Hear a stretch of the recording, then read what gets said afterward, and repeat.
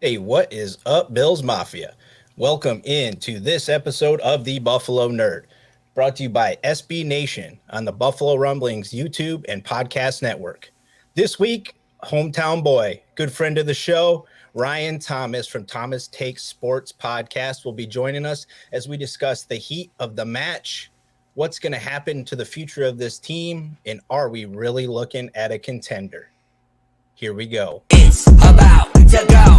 This is the Buffalo Nerd Sports Podcast, where we talk history of the game, numbers, and stats. And each week we highlight a charity that's doing good. If you haven't subscribed yet, then you should, because I'm this the real deal. And you know I gotta shout out the Buffalo Bills. Turn it up to the max, sit back and relax. This the Buffalo Nerd Sports Podcast. Let go. Hey, what is up, everybody, and welcome in. Ryan Thomas, sir, how are you?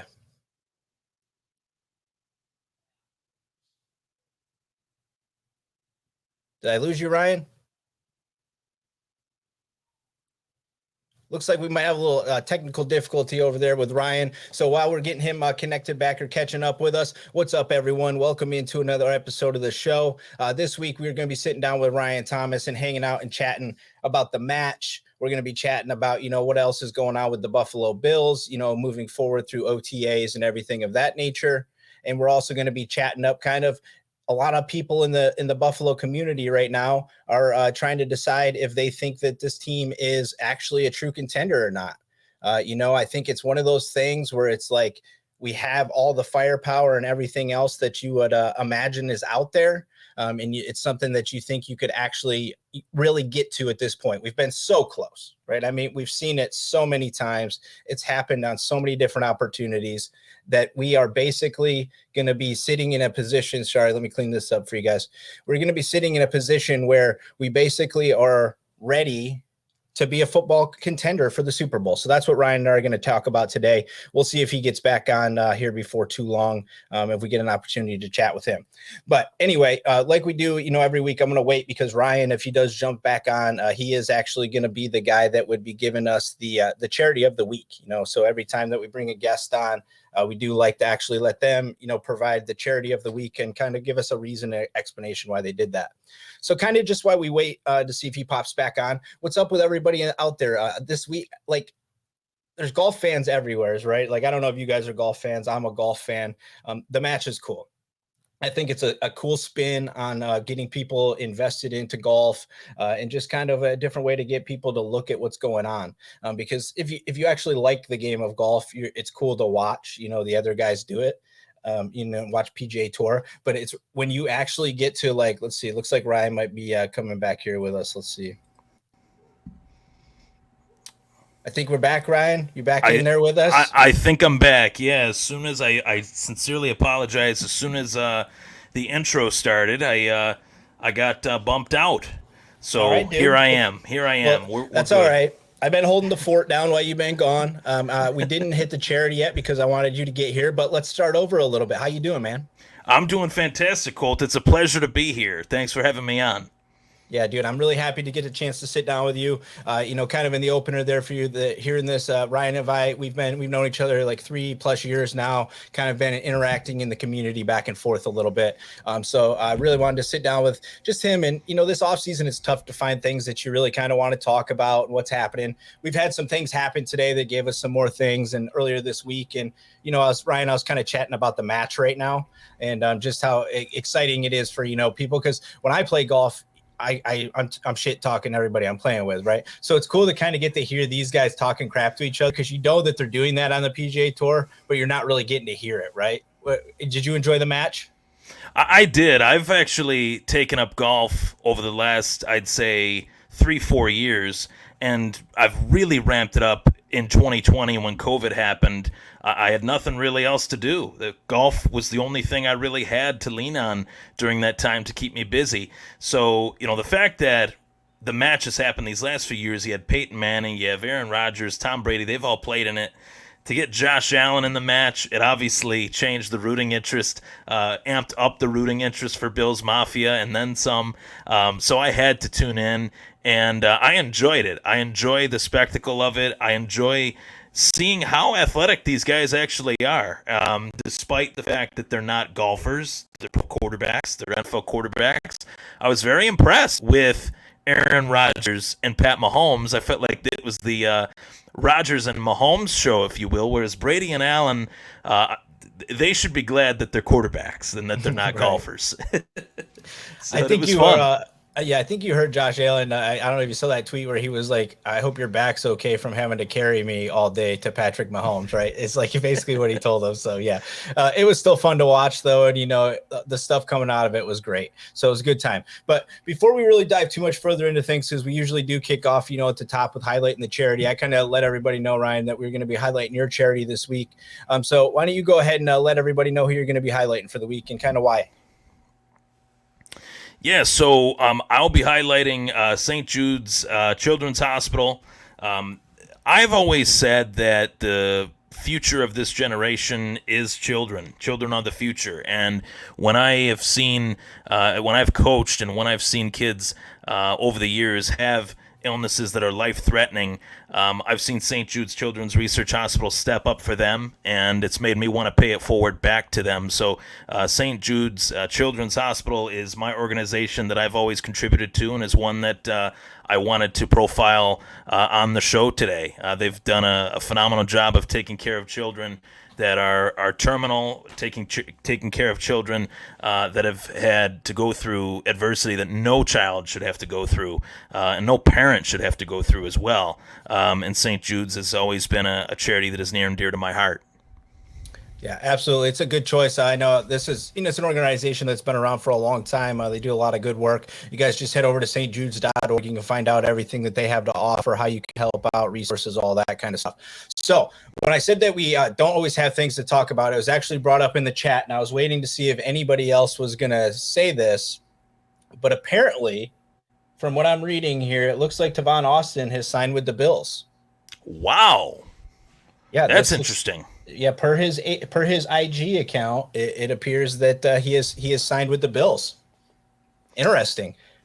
Very much. That adds even more speed, right, to this wide receiver core that already has obviously Stephon Diggs, Davis, but Marquez Stevenson, some of those back end guys, and Khalil Shakur, who they drafted. More speed added to the skill position of wide receiver, and that's something that Brandon Beane really talked about after they lost that game to Kansas City, is that they need more speed on their offense. When they're going up against an offense with speed, it makes you wonder, do we need some speed too? And they've added some more. Yeah, I mean, I think this all speaks to, I don't know if you've heard this, but earlier in the week, Josh Allen had kind of said that Ken Dorsey just always wants to attack. It's just like he just wants to go, right? So this all feels like it just aligns. And I like this addition as well, too, because there is as much as Stephon Diggs is the senior kind of leader, and you have Crowder in the room now, and you have Kumaro, you don't really necessarily have a ton of veteran leadership to be able to handle situations, and you know that McDermott and Beane love that. They've brought a guy in like that every year. Crowder was part of that, but I think there's just more of it. There's a ton of youth, and I think that they like this. So it's an interesting move. Yeah, for sure. For sure. And one that, if we're talking about, storylines in this offseason and racking our brain as far as what are some big storylines, that to me, the storyline of Ken Dorsey becoming the new offensive coordinator for the Buffalo Bills, that to me is the biggest storyline this offseason. Taking over for Brian Dable, who, it was one week the offense was red hot, and another week, sometimes the offense was a little bit lackluster. In certain weeks, I'm talking about Jacksonville here. So before everyone loses their minds, they did have that stinker against Jacksonville that I can't wrap my head around it to this day, Cole. I'm still having a hard time with that game. But Ken Dorsey, I think, is going to provide a new attack mode, as he's mentioned, to this offense, and I'm very curious to see how this offense looks in terms of balance and comparison. Will it be as balanced? Will it be less balanced? Will it be more balanced? I'm very curious to see in terms of Ken Dorsey as an OC. Yeah, I mean, everything you hear about him, everything you're hearing about him during the offseason, he might go, he might do this, right? You felt like he was going to be the guy the whole time, or at least I did. I mean, I didn't really think he would give up being able to coach with Josh Allen to go coach somewhere else, right? In the same role, especially like with the Giants, what was being talked about. But another thing that just happened this last week, and I think this is kind of bad news for the player himself, but Andre Smith gets hit with the PED suspension, 6 games. He's been saying he's been fighting it since November, since some of his Twitter stuff, he's been putting that out there. But I mean, this is a guy that they brought in, right, to be kind of that guy that was a veteran player that can just fill a role and be the guy. But when you're on a contender, 6 games off, that's tough. It's very tough. I was very upset when I heard the news that Andre Smith was out, because it's not so much. I understand Andre Smith is a vital piece to the special teams, but it's not so much the player.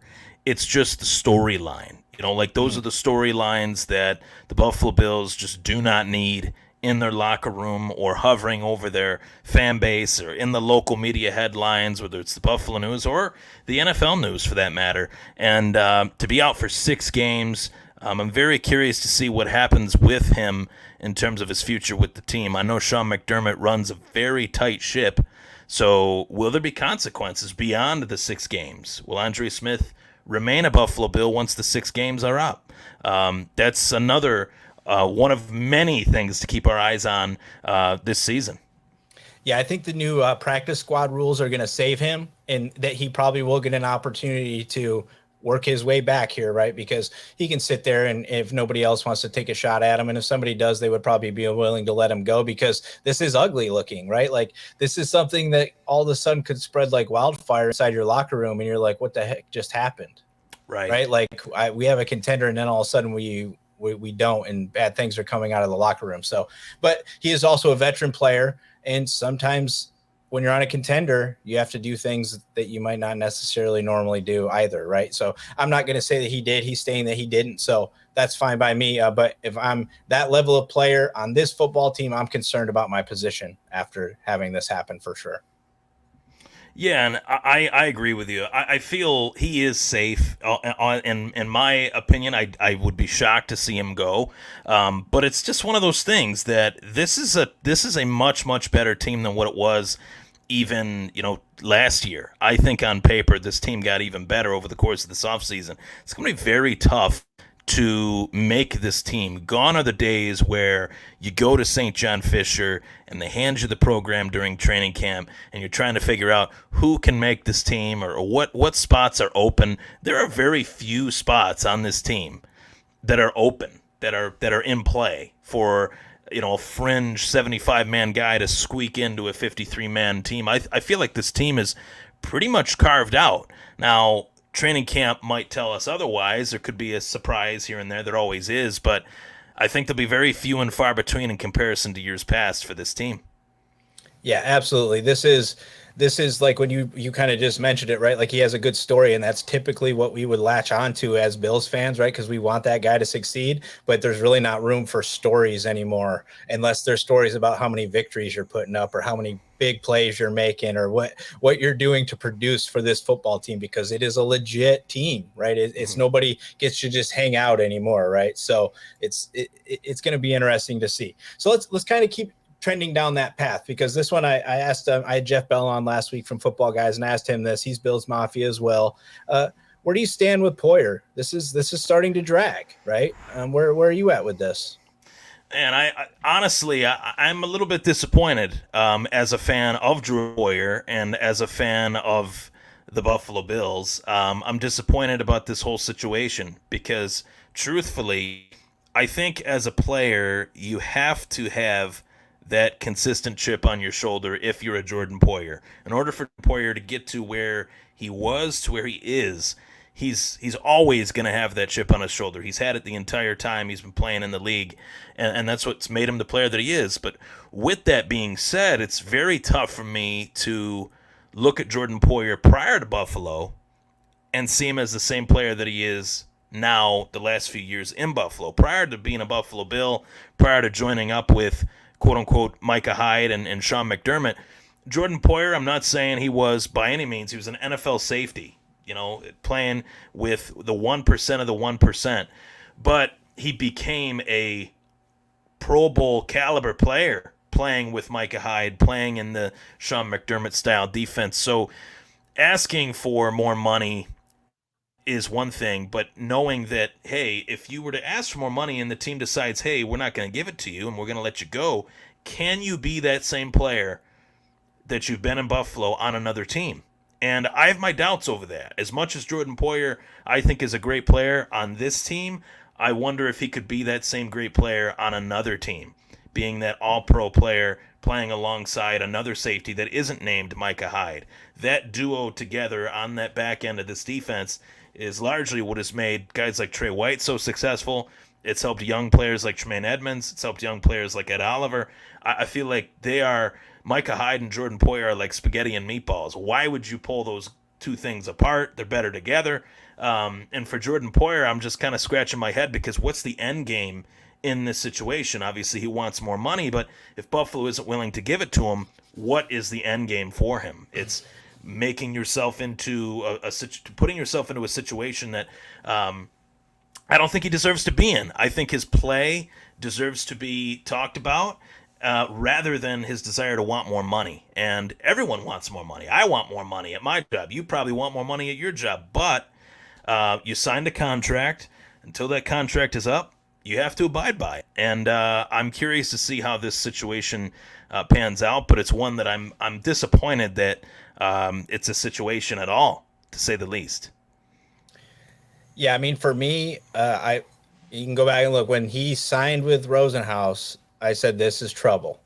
This is big time trouble because that man's a shark and he's typically associated with big money.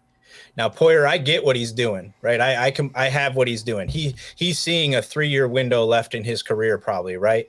And so he's going after one last payday, which he deserves. But for all the reasons you just said, I don't know that we are the team that's going to pay him, right? He might get that luxury of playing so good in our system that he gets paid big money, and then maybe he's as great or it's not as good, but either way, he gets that big payday, right? I think that's what this is. When you go in, get a guy like that, this is your final payday. So what I'm predicting is going to happen is we're going to rework him and pay him one big chunk this year, and after that, he's a free agent. And they're going to look, because I think there's other things possibly in play. I mean, if Trey White comes back different, is it a far-fetched idea to move him to safety? If you have other things building, maybe you have a guy in the room already that you really like. I just think when you're asking for money and you're on a contender that's got two other guys that we're going to touch on next that are also going to want to be paid, it's a risky move. Yes. It's very risky when you're putting a team together. As Brandon Beane, your job is to keep the best team together for as long as humanly possible.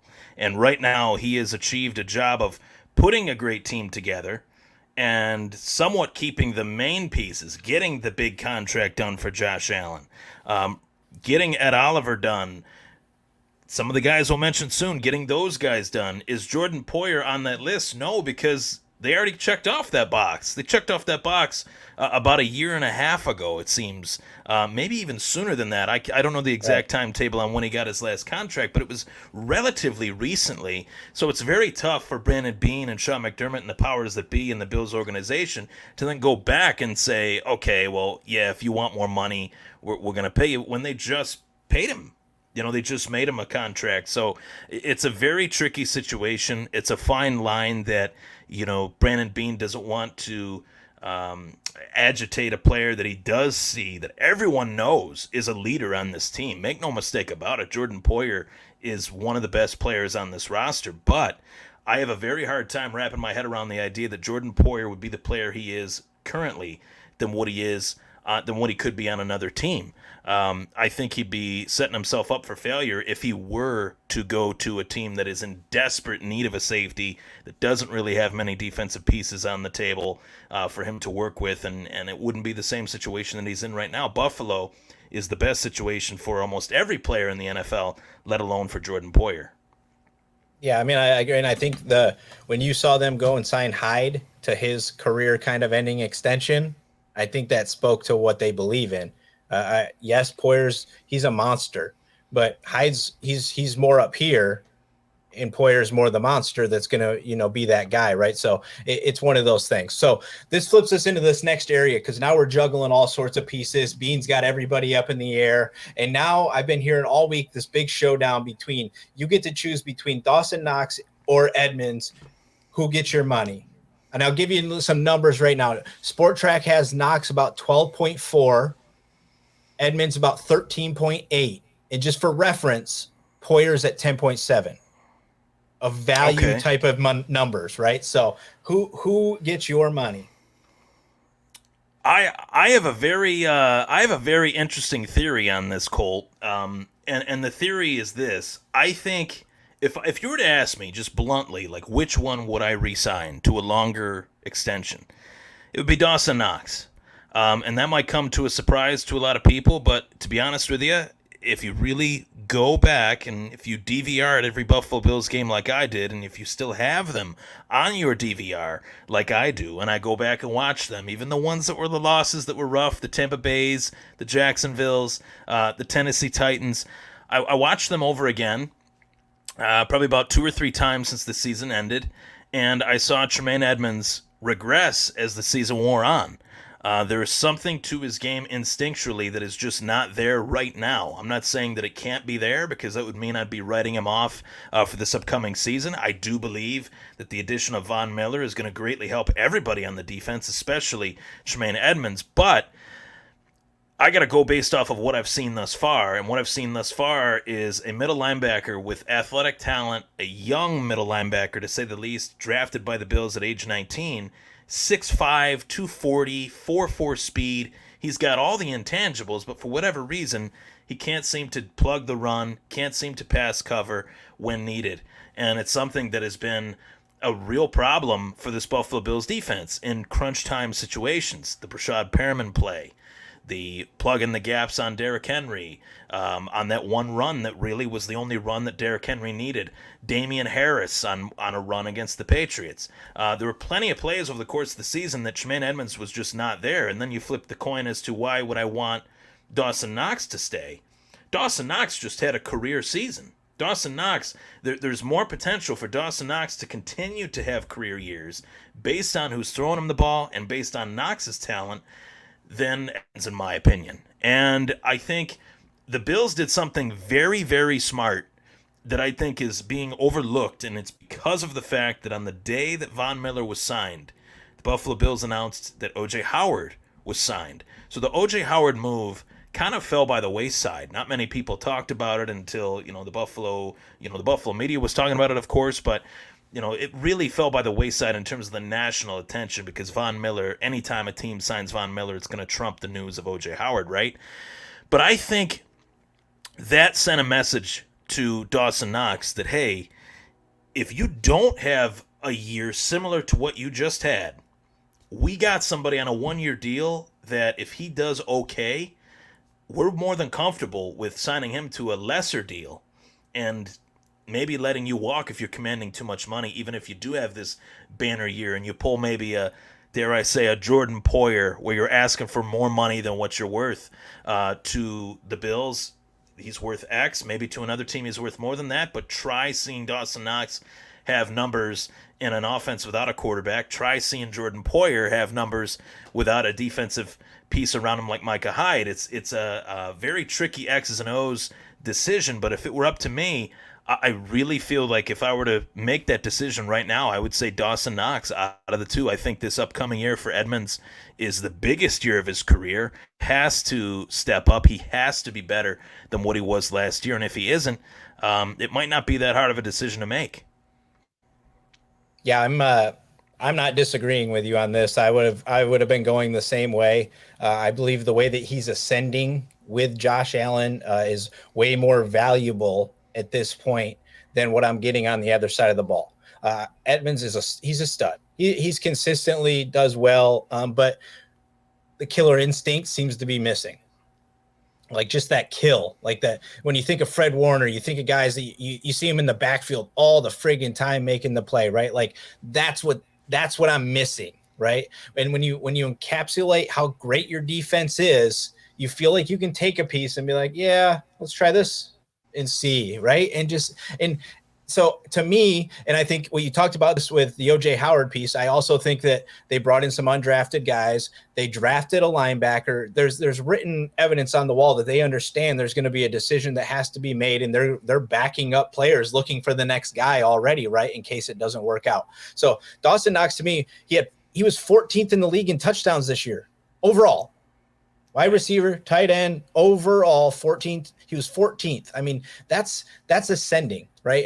And to me, Josh Allen, you keep him with Stephon Diggs, you keep him with Knox moving forward. You hopefully get the running back situation behind him. This is long-term greatness if you can work together on that side of the ball. So I'd give the money the same way. Yeah, I think that is a question that a lot of Bills fans are going to be debating, but I think it's one worth asking. No doubt about it. Yeah, I mean, and I get in some of this. Yeah, there's different things happen, but you can't tell me that Fred Warner would not find his way through a hole with the way that our defensive line has been playing just the past couple of years, and especially this year. Like I think you spoke to that earlier, Ryan, where Edmonds, this is a great opportunity for him because Devon Miller is now on the team. He's going to spread things a little bit more. The gaps should essentially get bigger to run through this season, hopefully, right? So right. Kill it this year, and I got no problem keeping you, but somebody's got to go or somebody's got to take less. And if I got to choose, I'm going to go with Knox at this point. Me too. I mean, I just like it. So overall, right, we've been trickling around this, that, and the other. But the whole point of this is I still think there's a lot of question marks on the roster, even though it's as tied up as it is. I think there's a lot of question marks, right? It's around Trey White. It's what's going to happen with the cornerbacks. Like what's that going to truly look like? The defense, I think, is still going to be really good. So we're not super worried, right? But is this team, the way it sits right now, is it capable of being that Super Bowl winner? I think so. I've said this to anyone that I can in terms of whether the team is a Super Bowl winner. Anyone that I've talked to, whether it's just my friends, my family, anytime they talk about the Buffalo Bills with me, I feel like the Buffalo Bills should have won the Super Bowl last year. And yeah, woulda, coulda, shoulda. The Kansas City game hurt. We could have been in the AFC Championship game hosting that game against Cincinnati. I think we would have beat them. I'm sitting at my friend's house. They're having the Super Bowl party. Everyone's laughing. Everyone's having a great time. Everyone's drinking beers, eating wings, pizza. I'm sitting there and I'm mad. I was mad during that Super Bowl because the whole first half told me that if the LA Rams, almost said St. Louis, if the LA Rams got off to that slow of a start against the Buffalo Bills, man, that would have been our Super Bowl. I'm sorry. That's just how I thought during that Super Bowl, that if the Buffalo Bills were playing the Rams and they got off to a slow start against us, we would have ran away. We would have put points on the board with our offense. We wouldn't have been a lackluster offense. Our offensive line wouldn't have been a sieve Cincinnati's was for Joe Burrow. But for this year, I think the Bills really understood, Brandon Beane really understood that you have a window of opportunity in this league that's open, and as soon as it opens, you blink and it's shut. And you have to strike while the iron's hot. You have to get better when you're in this window. And how do you get better? You get better by adding impact players that are proven, not just a signing. Von Miller is not just a signing. Von Miller is a proven pedigree type player in the NFL that everywhere he's played, whether it was at A&M, whether it was at Denver, whether it was with the Rams, he has been a difference maker. And so many fans, I was shocked by this. When they made the move for Von Miller, there was a lot of trepidation, I guess you could say, saying that, oh man, they gave him a big contract and he's on the wrong side of 30 and he's washed and this and that. I saw a lot of that. I don't know if you did, Colt, but I did. I heard it. I saw it. Let me tell you, if Von Miller is washed, why was the team that just had him, that just traded X, Y, and Z to get him, why were they trying so hard in a bidding war with the Buffalo Bills to keep him if he was washed? And you go to Von Miller's YouTube, and yeah, maybe he cut up a little video and spliced things together, but the Rams were calling. Buffalo was calling. The Rams were calling. Buffalo was calling, and Buffalo got him. So to me, I don't think Von Miller is washed. I think he is a huge missing piece to this team. And another guy that I think the pressure is on him in so many ways is the rookie out of Florida, Kyer Elam. However, this youngster makes his impact, if he makes an immediate impact on this team, the wagons are circling. We're a full go. If Kyer Elam is that immediate impact difference maker that I think he can be, then this team is going to be a freight train. And they're going to be tough to slow down. They're going to be running people over. They're going to be hitting people in the mouth. And it's going to be very, very fun. I think this team is going to be shades of old school football in comparison to what we were accustomed to even 10, 15 years ago. And this offense, as we talked about with Ken Dorsey, should be even more high-flying with the attack mode mindset that Ken Dorsey has. So I would be very disappointed if the Buffalo Bills weren't in the Super Bowl at the very least this season. I think they can win it. I think this should be the year. I think Josh Allen's the guy. The prime of his career is here and now. Stephon Diggs is here for the long haul. I didn't think I'd say that. I really was worried about the extension. All signs point to this team being a powerhouse in the AFC for the foreseeable future, and this is the year to start it. Yeah, I mean, I agree with a ton of that. The Von Miller stuff, especially to me, I mean, it's a 2-year deal. This isn't Right. a monster deal. It's a 2-year deal. Yeah, he got paid a lot of money for that. But if you look at the stature of where he was last year and who got paid what, they didn't pay that much money for this 2 years. And they're paying for a kill shot. They're not paying for constant production and all this other stuff, right? They're playing for, hey, we're ready to win the game. We need somebody to sack the quarterback so he doesn't even have a chance to throw the ball. Can you go do that for us, right? And that's what that guy is there for. So I do believe that we are in a very, very good position this year, and I'm excited. I think the opening schedule is going to be very interesting to see how we get through that, because there's some teams that will have opportunities early on in the season to give you fits, right? Teams don't necessarily get tape on you and get to see what we're doing. We watched Pittsburgh do it to us last year, right? That was just a terrible team.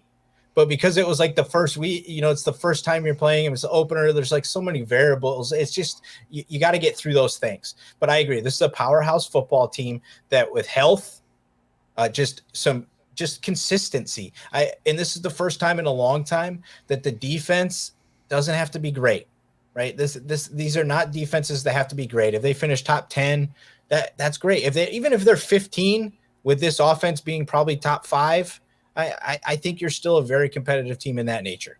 But I'm excited for it. If I had to say contender right now, after the train that's been rolling, I mean, you start feeling like the step is there, right? It's time, right? Yeah. But we do have a little bit of Buffalo that still sticks around. I mean, I think we saw it in the match last night when Josh Allen misses a putt by like this much. That's just like the game changer, right? We're all like, oh, crap. Are you kidding me? Like, no.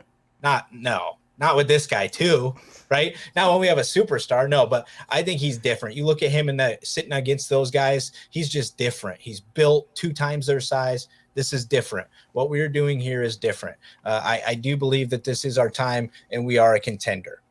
So I agree. That's pretty much going to do it for us tonight, everybody. I really want to thank Ryan for coming on and hanging out, and everybody that's listening in and been chiming in, and appreciate all you guys. Ryan, you got anything you want to shout out before you get out of here? Other than the fact that I really appreciate you having me on, Colt, I have to say today was a somber day for Bills Mafia because it was the end of an era. Officially, Ryan Fitzpatrick, there he is, the stud. Ryan Fitzpatrick said so long, 17 years, 9 different teams. But hey, I think we can all agree his career really started in Buffalo. That's where the Fitz magic really began. And shout out to him. Awesome guy. I got to meet him on a really chance occurrence. I didn't even know it was him until I turned and saw him standing next to me. So it was really cool to meet him. And he was a really cool guy. So I'm happy for him that he got to go out on his own terms. And yeah, as well, if you guys liked what you heard from me, Colt, I really appreciate you having me on. You guys can follow me on Twitter at Ryan Thomas Take. Check out my podcast, the Thomas Take Sports Podcast. It's available on all audio podcasting platforms as well as visually on YouTube. And go Bills. I am so excited for this season. I really think this is the year where the Buffalo Bills finally bring home that Vince Lombardi trophy. Absolutely love it. Thanks so much for coming on, Ryan. Make sure you guys are following him. Make sure you guys head over to stjude.org if you have an opportunity to take a look over there. If you can help out or send that information over to somebody else, that's incredible too. Appreciate all you guys have been following the show since I moved over, to the SB Nation here at Buffalo Rumblings. It's been awesome. I appreciate you guys chiming in and being part of what we're doing. There's going to be more coming as we get ready for another exciting season for the Buffalo Bills. Go Bills. Go Bills. Make sure you leave a review and subscribe so you never miss another episode. We'll see you next time. Leg out.